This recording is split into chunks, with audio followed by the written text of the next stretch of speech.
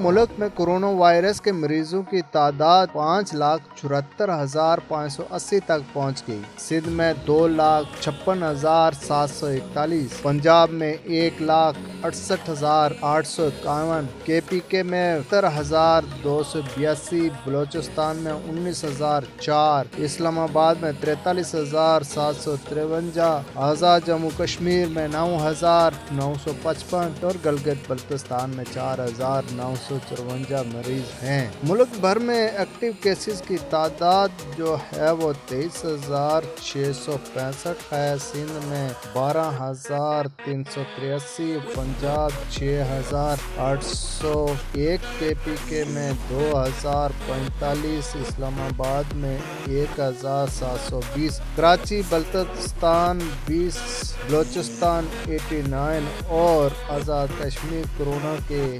607 فعال کیسز ہیں۔ گزشتہ 24 گھنٹے میں 38,453 افراد کورونا ٹیسٹ ہوئے۔ ملک بھر میں اب تک 87,986 ٹیسٹ کیے جا چکے ہیں۔